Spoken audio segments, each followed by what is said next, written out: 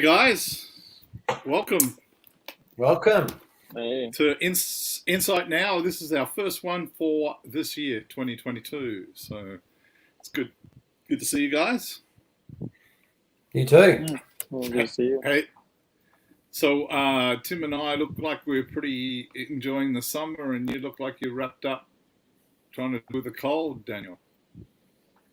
-6 Celsius here. -6. Wow. Bless you, my son. Bless you. I was talking to somebody. Today. I think it was no, it wasn't Casper. Could been over on the east coast. I think, and when I did the comparison, it was like -17 Celsius, Ooh. Oh, and they didn't think it was all that. They thought it was cold, but not all that cold. depends on if the wind's blowing or not. Yeah, absolutely. So we're in a new year. We've heading towards halfway through the first month. Yeah. And so, what are you sensing? What are you picking up? What are you feeling already for a new year? Well, Go. to say, to say that it's a year of change, I think, is almost a laughing matter because we've been through so much change in the last year.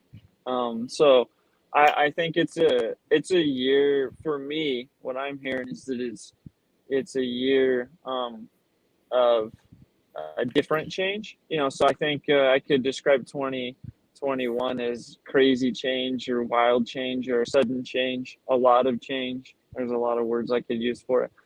As I'm transitioned over into 2022, there's really been a peace that has set in.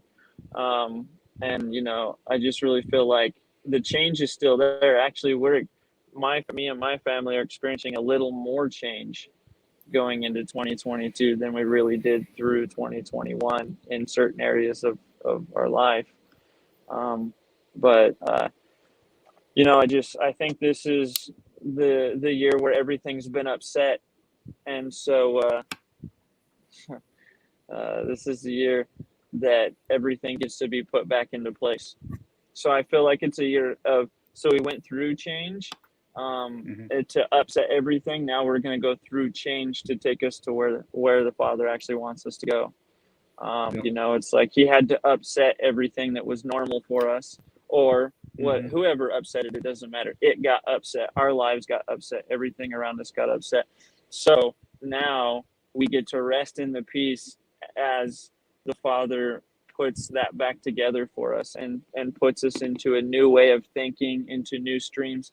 I just keep hearing, Mark, I told you before we got on the call, I really keep hearing the Father saying, let me be the light onto your path.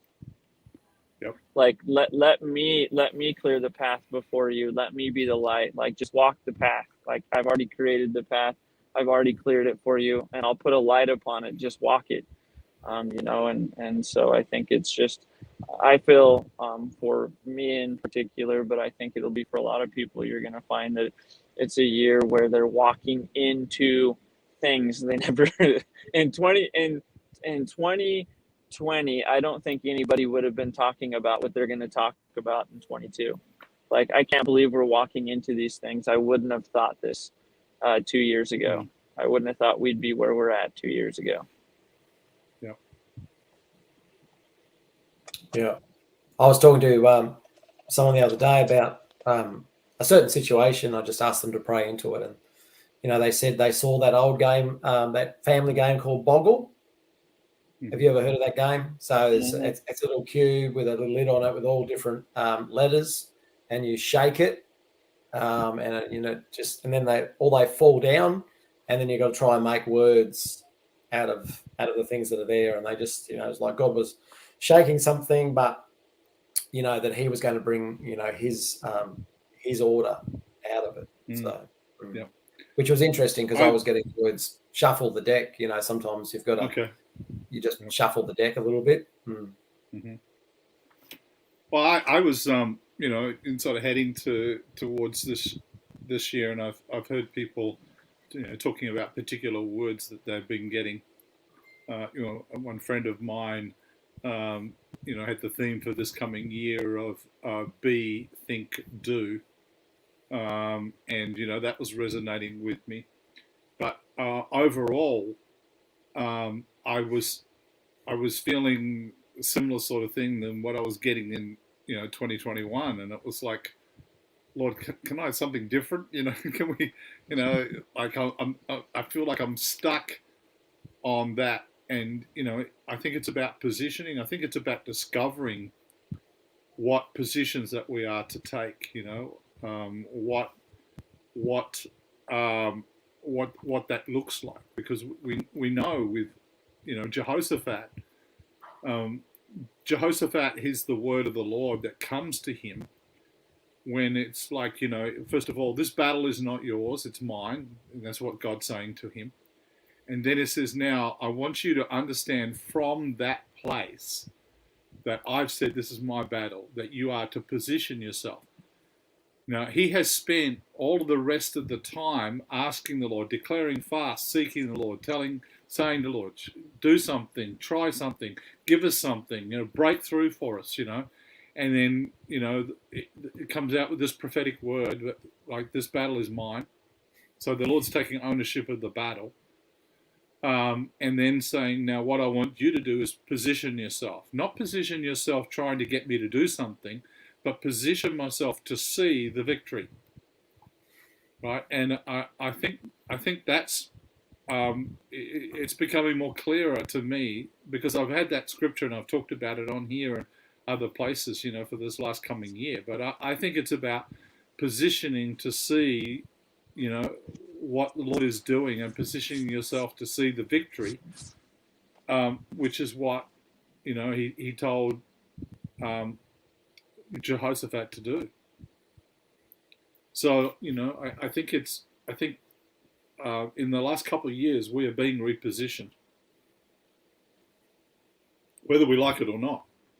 Mm-hmm. But I think that when you cooperate with what's going on, I mean, you can quote Romans 8:28 as much as you like. He's working everything together for good, and he does exactly. That's what he does, because it's the nature. He's good, but you may not see it working together for good if you don't.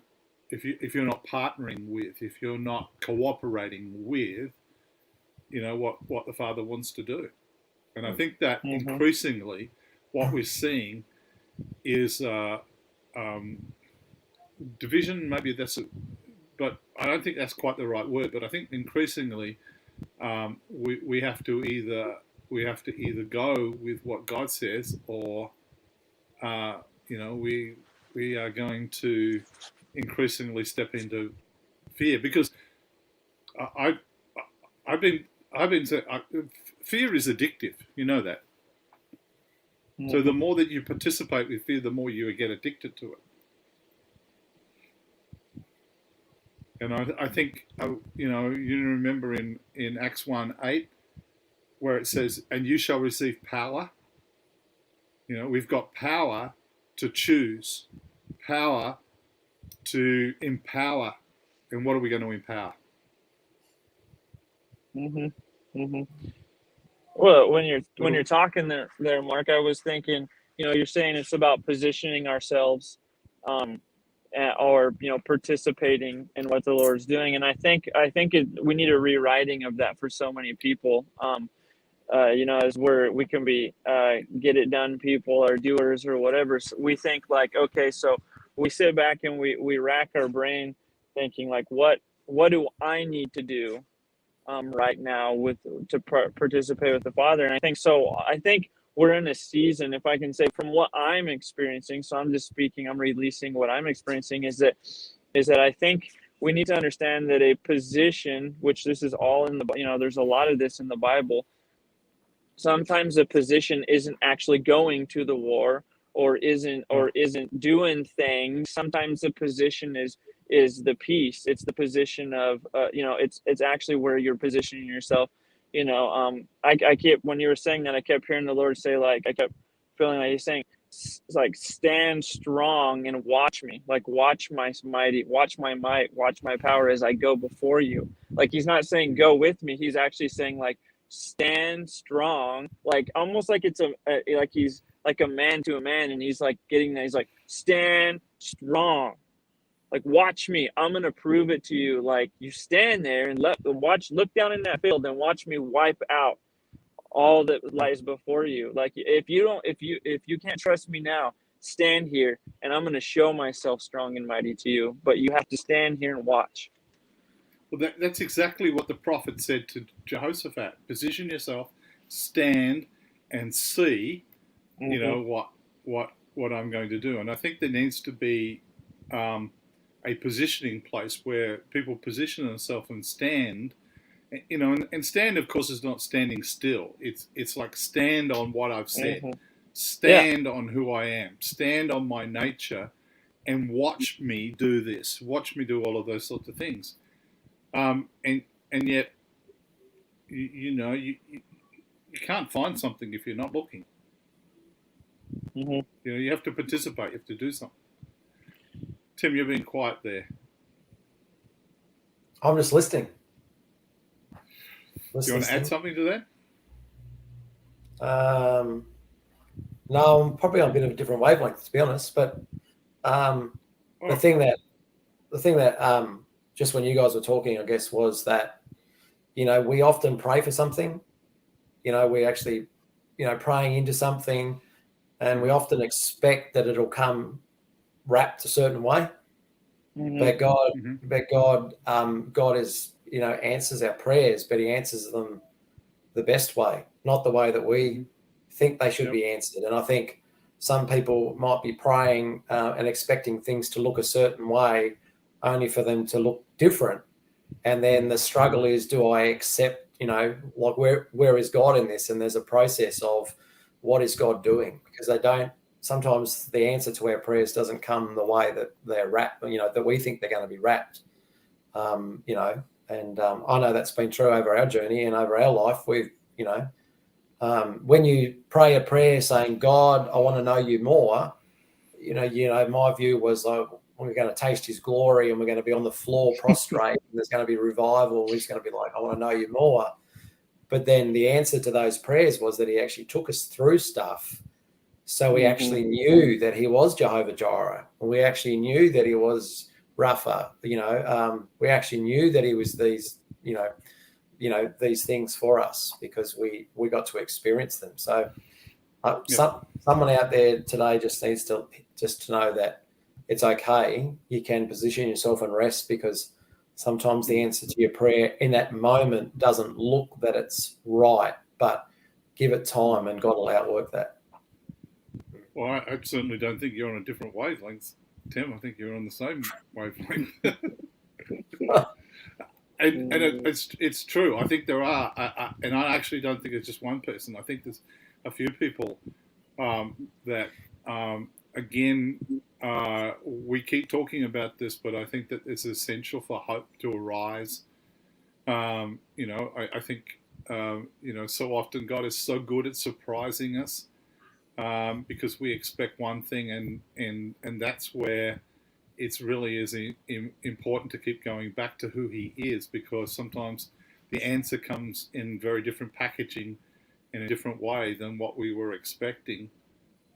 It's always going to be good. It's always going to be great. It's always going to be wonderful when it comes from Here, but we can sometimes miss it because we were expecting something a little different. I mean, none of us expected all of this when we were at the beginning of this decade of 2020.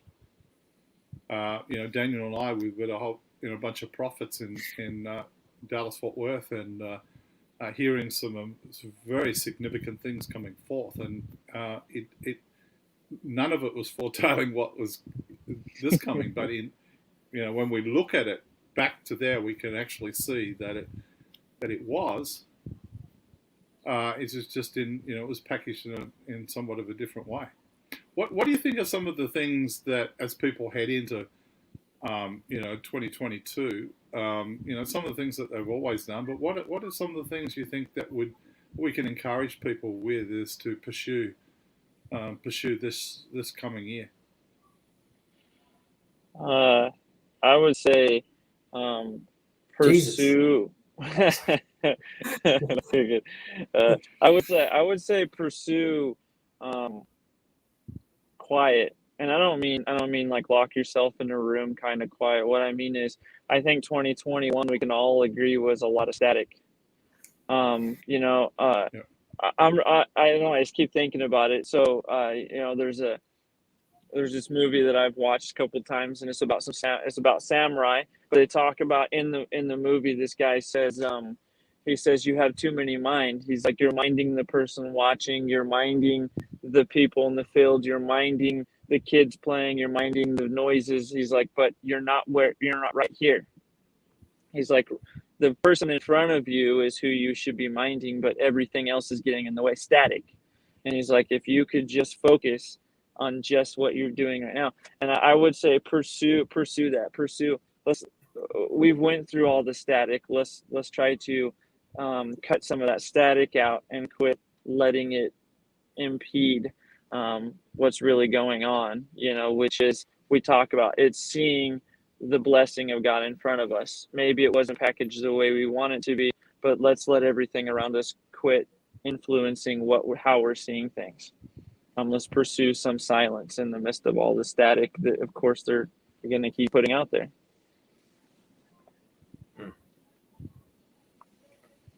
Yeah, the Lord's always seems to give me some pointers for the year. This year was no different. In fact, this year was a bit different actually, because I got quite a big document really of some markers for 2022. So yeah, there's a few things for me. Like there was kind of 5 areas that he spoke to me about, and one was about family. That this is the time of allowing him to connect you with the right people that'll become like family. Because he said to me, I'm going to use family to reach families. So it's not someone's ministry, but it's actually family is going to reach families. And so he was, quickening and awakening what that looks like. And so I've got a whole paragraphs about that. But then the flow on from that is that it's the year of kingdom partnerships. In fact, he said to me, this is, I'm not calling a new church planting movement, but I'm calling a church unifying movement. Yeah. So there's a different mindset in that, I'm going to start this, I'm going to do that. But it was actually the Lord saying, no, I'm actually going to cause you to come together and partner with these people, and new things, new initiatives and stuff were actually going to come out of the partnership rather than you just doing things on your own. So he was speaking to me about that. The third thing was, he said that this is the year of dealing with heart issues, that he's really wanting to lead his people on, if you want to picture it like the Israelites taking the promised land, he's really wanting to lead us on into his purposes and his promises, but we can't take anything from the past. We can't take heart issues. Any sense of heart issue has to be dealt with. Any sense of anything that you're carrying from the past has to be dealt with, because otherwise stuff that happens is going to bring up stuff from the past, so dealing with like heart issues. The fourth thing was that this is a time of breakthrough and overcoming, that there's still going to be battles before us, but the phrase that I got was that we will carry the spoils of battle with us. So there's battles before us, but there's breakthrough and overcoming, because we're going to carry the spoils of battle. So when in the Old Testament, when they went into battle, say Abraham, and they got a victory, they carried the spoils of war with them. So they actually took something from that battle and it became theirs. So I really feel that God is saying in the battles that are before you that there's going to be breakthrough and overcoming. And part of that is you're going to carry the spoils of that battle with you. And then the last point was a year of reverence and awe, where the Lord, there's been a real focus on returning to your first love, coming back to Jesus, coming back to that place of first love. And that doesn't stop, because much of the church still needs to hear that. But I just had this overwhelming sense of the story of Ananias and Sapphira. So I don't know what that's going to outplay like, but that sense of the reverence and the awe that came. Mhm. And I think God is Mhm. wanting to reestablish the balance of intimacy, but reverence and awe. I think He's really Yeah. to establish that. So we're not just pursuing intimacy, which is obviously, key, but there's also this sense of, wow, God is God, and we just stand in reverence and awe. So I think, so they're the 5 things. There's a quick overview of 5 things that the Lord's been speaking to me about. It's really quite interesting, Tim, because as you're talking about those 3 or 4 of those today, I've had a whole lot of Zoom calls today, and I think I've touched on kingdom partnership, heart issues, breakthroughs, and overcoming. Family was another one. In some significant conversations with people today, and it's that just sort of just highlights to me. You've just defined some of those sorts of things. I think in a really great way, and I think that there's that and place that you talked about near the end. Whereas the intimacy and the majesty. It's like if you take one, just that intimacy, you can become too familiar. And if it's just the majesty, it's just like God is out there somewhere. It's not. There's got to be that and to it, where it's both of those sorts of, the reverence and the awe, the intimacy and the majesty. Yes, good. Yeah. What was like the 4th one you talked about, Tim? Can you just remind me? The 4th one, that was the breakthrough and overcoming. That there was the battles, but in the battles that there was going to breakthrough. We're actually going to see significant breakthrough, and that people would carry the spoils of battle with them. Spoils. Okay, and what was the 3rd one? The 3rd one was the dealing with the heart issues. Okay. That you can't. So that as we go forward, stepping into the promises and the more that God has for His people, you can't take undealt with heart issues. It's like I saw a line being drawn and says you cannot carry this. You cannot carry this any further. Yeah. Yeah. So I had this really strong. I'm sitting here thinking, help me through this, you guys. What's the verse? So I'm just trying to remember where it's at, where it says the acceptable year of the Lord. Oh yeah, Isaiah. It's a prophet. Yeah, it's Isaiah. It's Isaiah 60, isn't it? So it says, that's the acceptable year of the Lord, and I'm pretty sure it's about the freedom, releasing of the slaves, or something. You got that? I don't have the Bible on Isaiah 61. 61. Isaiah 61. That's where the Spirit of the Lord is upon me. So this is the scripture that Jesus quoted. Yeah. Yeah, to proclaim the acceptable year of the Lord, verse 2. Lord. Yeah. Then it goes through all the exchanging sorrow into joy, garment of praise instead of spirit of despair. Spirit of heaviness. Yeah. Well, so what it sparked in me is I just really feel like just want to release. I really feel so. I want to just release over the year for whoever's listening that this is a year where trauma is taken care of, traumatized, and I'm more speaking to the emotional parts of people where they have trauma in their past, throughout their life. And I think that a lot of people, I just want to speak this as I'm really getting this, that you've forgiven some people that have caused trauma in your life, but you have not had closure in that. And I'm not talking about with the people, I'm talking about you haven't actually looked at it and said, where was God in that moment? How do I feel about it? What is it doing to me today? Like, what part of my life is it still affecting today? And did I really forgive them? And I believe a lot of people find they've forgiven people. I'm really feeling that that's a word, is that you've forgiven people, and so it's you've just let it go.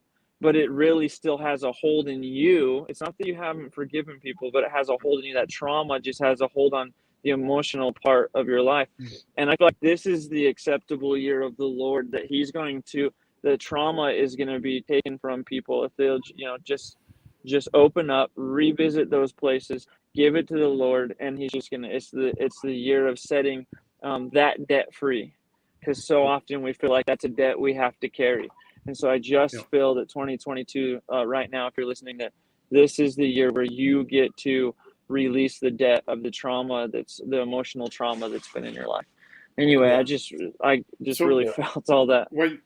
when you put it in that way, that is the beginning of verse 2, to proclaim the acceptable year of the Lord. And then, as Tim said, after that you have all of these exchanges taking place, where there's beauty for ashes, the oil of joy for mourning, Yeah. the garment of praise for the spirit of heaviness.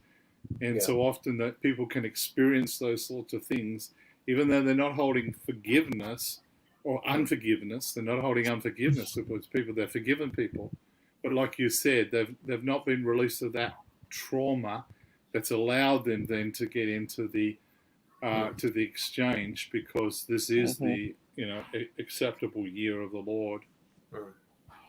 I love verse 4, Mark. You should read verse 4. And they shall rebuild the old ruins. They shall raise up the former desolations, and they shall repair the ruined cities, the desolations of many generations. Love that. In, So those people that experience that deliverance, that freedom, that ministry of Jesus, they're the ones that are called to rebuild the ruined cities. I love that. It's like, come on, church. Sounds like restoration, doesn't it? Come on, church. Come on. Come on, 2022, restoration. Yeah. That's it. I mean, it's a Hebrews 12 thing, isn't it? Since we're surrounded by such a great cloud of witnesses, let us throw off everything that hinders and the sin that so easily entangles. So there's two parts to that. Throw off anything that would hinder you, and throw off the sin that easily entangles you, and run with perseverance. Run the race that's marked out for you. Fix your eyes on Jesus. As we fix our eyes on Jesus, it's a letting go of anything that would hinder you and the sin that easily entangles you, so we can run. It's like let's just take that, what you were releasing there, Daniel, and just focus upon that for a minute. That people who have been traumatized in whatever sorts of ways, and even though you have forgiven people, situations, because it does seem like, with all that's been going on in this last year or two, a lot of trauma has been out there. There's fear is generated, all the sorts of things that go with that. But we just want to release over people today that this year, 2022, would be a year that they would be able to say, this was a time that I felt the acceptable year of the Lord, that I felt and experienced his favor in taking me from where I was and what was going on with me. And I even feel like some people today are going to put two and two together. They've not seen this before. They've not seen that they've been subject to trauma. And that as they listen to this, as they hear this, as people refer them to it, they're going to have a quickening where that they can have that, they can receive that acceptable year of the Lord's favor, that they can have this acceptance that then positions them for what you talked about, the things that followed there. And it's going to be able to take them into, and I think this is one of those hard issues that you're talking about, Tim. I think there's more of this. And I also want to say to you, when you said about the spoils of battle, that stirred in me. There's something significant about the spoils of battle as well. Yeah. And so we want to release the full force of that revelation and minister to that and release that the acceptable year of the Lord's favor. You got anything you want to add to that, Daniel or Tim? Yeah, so when we're talking about the trauma and then the spoils, I think that there's so much there, but we can put those two, as we're talking about them, hand in hand, because I think so often we don't carry the spoils because we don't let the trauma go. I know that's happened in my life, right? It's like and so what I want to just add to it is like, really what I feel that this needs to speak to is that we speak to the foundations of people's thinking. and we call a shaking to the foundations, because the trauma's in the foundation, which it has so much to do with the way that we're thinking or the way we're processing the things that are in our life now. And so we just call a shaking to that will just fall off the foundation of the thinking of the mind, and that our thinking and our thought process and the way we go about doing things will change, because the foundation has been shaken, and all that, the trauma and all the things have been let go that are affecting that, which will enable us to then carry the spoils of those things we've been missing into our into the future, the thinking and all that's going on in our future. Yeah. I think when you face those battles, like, not only are you going to see a breakthrough, a victory, and overcoming, but you're going to carry stuff with you from that. Like, you're actually going to carry a revelation. You're going to carry an encounter. You're going to carry something with you from that place. So you're not just coming out the other end in victory, but you're actually carrying something with you. And one of the things that I've been speaking with people about is that that we have to get more of the body ministering. We have to get more of the body activated. So I've just been encouraging people, when you go through something, you come out the other side, share it, share the revelation, share the encounter, share the testimony, because it's just going to minister to other people. So. The thing that has been coming to me, it's been around for quite some time, but it's just come back again this week. How we talk about we're going through something, say, look, I'm going through this at the moment, or I'm going through that, or wherever else it is. And we read so often about going through things, whether it's fire or floods or going through the valley of the shadow of death. I think what I want to do is remind people of what you're saying. You're going through something. You're going through. Like, it's not you're camped in it and you're stuck in it. You're going through. There is an end. There is a place. And like Tim has just said, it's so important for people to hear about people's journey of going through, particularly when you come out the other side, because you'll always be different. But it's part of what encouragement is, and even people today, when you hear this and you feel like that trauma lifts off, then share it with other people, because they too. That's how you share the acceptable year of the Lord. Yeah. Good. Great. Well, it's. Whatever is going to happen for 2022, it's going to be an adventure. I've been declaring Isaiah 22:22. I love my 22s. Okay, what's Isaiah 22? He who holds the keys of David, what he opens, no one can shut, and what he shuts, no one can open. Ooh, that this would be a year that the Lord would shut things, and they're going to be shut, and the Lord would open things, and they're going to be open. And there's going to be a clear distinction, and no one else can open them or shut them. The Lord has the authority to open and shut. So I've just been declaring that. That's pretty good. It's good. It's good. I like that. That is good. So, all right. Well, that they may be called trees of righteousness, the planting of the Lord, that He may be glorified. Yeah. He may be glorified. Well. Amen. Been great hanging out with you guys. We'll be back again next week for some time again. So we really encourage people, you've been watching today, please like, share, subscribe, hit the bell, tell other people about it, because we really, really do enjoy being able to be together, but also sharing, what the Lord's saying every time we get it. So we will see you. We'll see each other next week, and we'll see you next week. So have a good rest of the day. All right. I'll see you guys later. Pleasure. See you guys.